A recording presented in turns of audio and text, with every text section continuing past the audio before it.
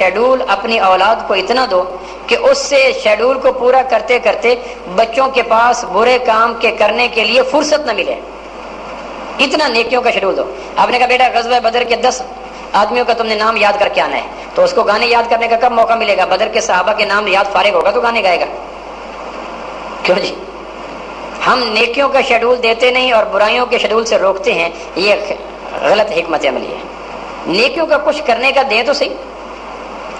اس کے بعد جنگ عام شروع ہو گئی، پے در پے، چونکہ یہ تینوں قتل ہو گئے، عتبہ، شیبہ، ولید، ادھر یہ صحابہ۔ اس کے بعد جنگ عام شروع ہو گئی، اور پھر جب جنگ شروع ہوتی ہے تو کچھ نہیں پتہ چلتا۔ آپ صلی اللہ علیہ وسلم نے غزوہ بدر کے اندر امت کو اپنے لبوں پہ جس لفظ کے بلند کرنے کا حکم دیا تھا، ہر جنگ میں کچھ شعار ہوتا ہے، کچھ ایک لفظ ہوتا ہے جس کو دہراتے رہتے ہیں، جس سے پتہ چلتا ہے یہ فلاں ہے، یہ فلاں ہے۔ تو نبوت نے پہلے غزوہ میں اپنے ماننے والوں کو غزوہ بدر کے اندر جو لفظ بولنے کا حکم دیا تھا وہ پتہ کیا تھا؟ وہ یہ تھا احد احد احد۔ جب بھی مومن حملہ کرتا کہتا احد احد، تو دو کام تھے، ایک تو کافر کی گردن اڑتی، ساتھ اس کے دل میں جو کئیوں کی پرستش کا جذبہ تھا وہ مومن کے اس جملے سے احد، اکیلا اکیلا اکیلا، وہ 360 360 360 ادھر جواب میں تھا ہمارا اکیلا ہمارا اکیلا۔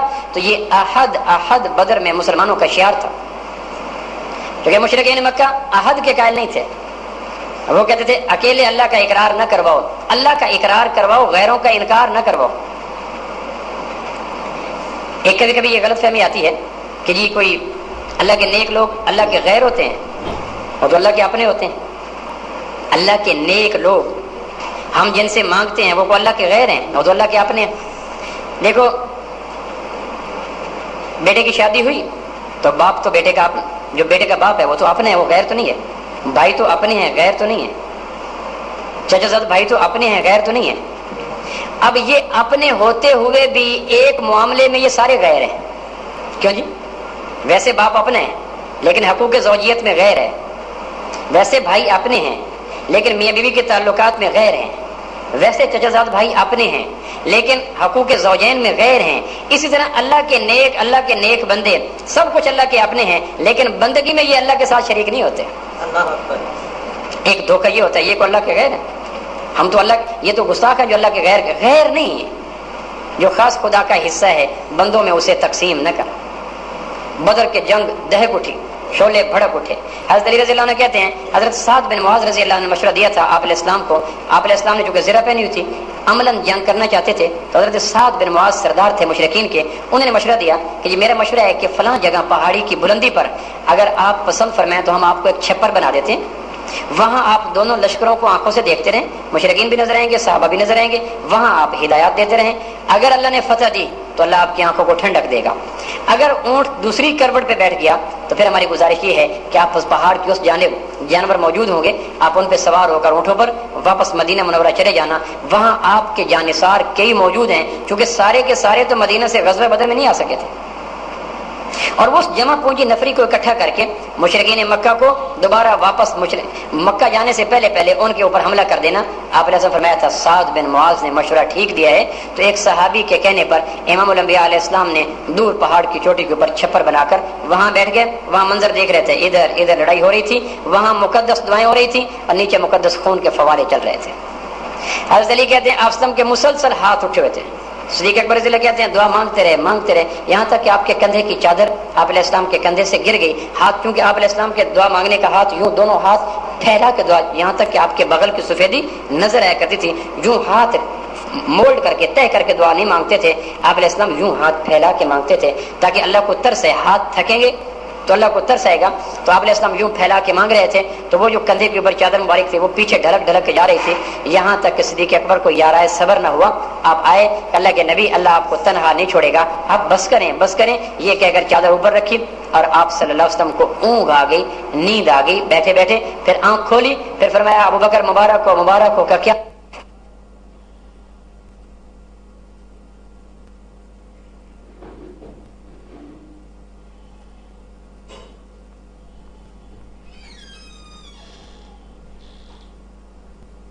کو اس کے گھوڑے ہیزوم کے ساتھ 5000 ملائکہ کے ساتھ جنگ میں اتار دیا ہے۔ بعد میں ایک مشرک نے کہا کہ میں پہاڑ کی چوٹی پہ کھڑا ہو کر جنگ کا معائنہ کر رہا تھا، کہ اگر مسلمان غالب ہو گئے تو میں ادھر چلے جاؤں گا، مال غنیمت ادھر مل جائے گا. ہم 2 تھے چچا زاد بھائی. اتنے میں ہم پہاڑ کی چوٹی پہ کھڑے تھے تو ایک زوردار آواز حیزوم آگے بڑھ.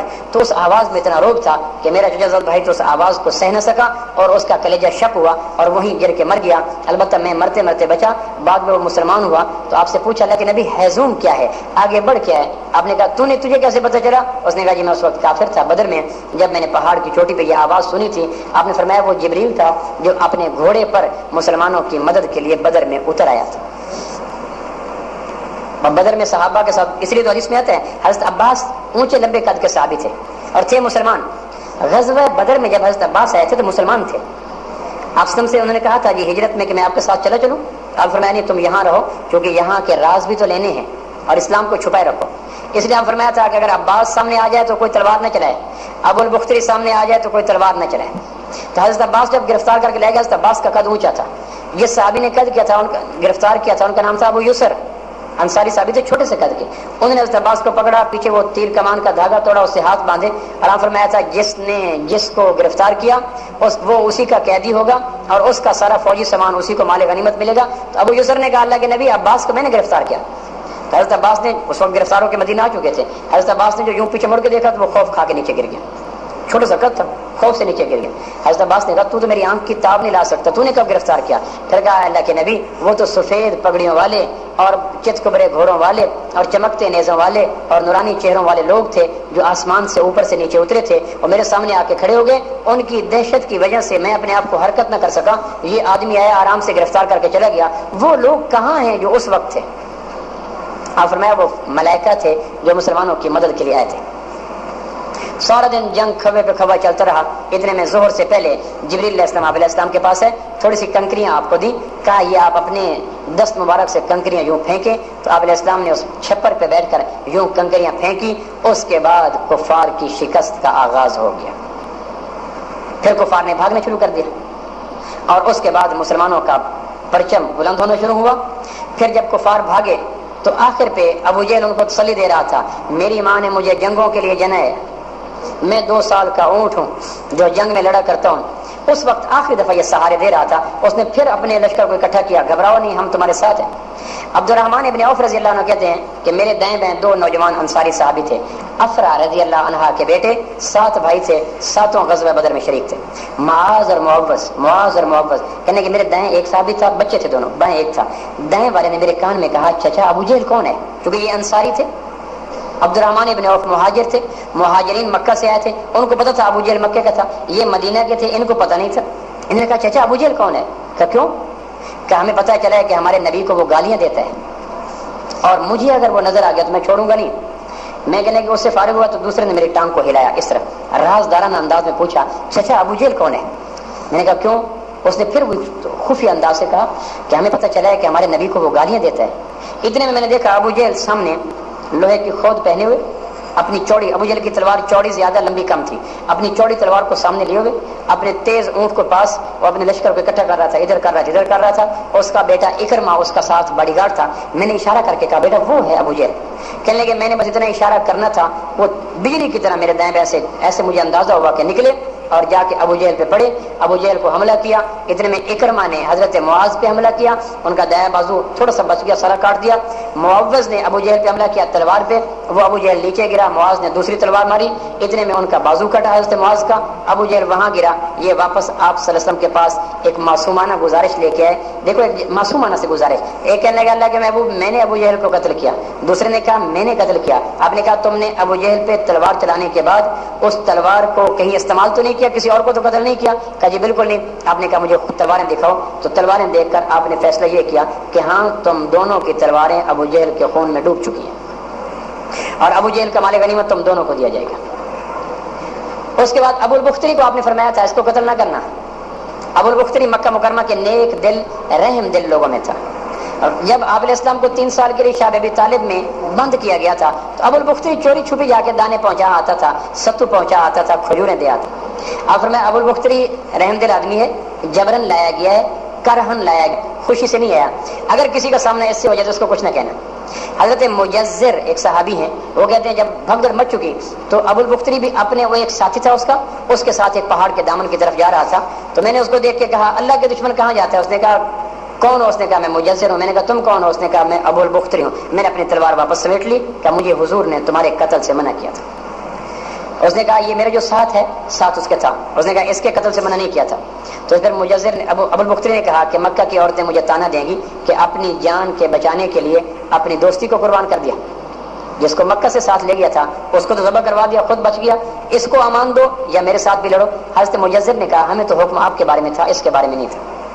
اس نے کہا پھر میں مشرکین مکہ کی عورتوں کو کیا منہ دکھاؤں گا؟ مکہ کی عورتوں یہ کہہ کر وہ اس نے میرے اوپر حملہ کیا.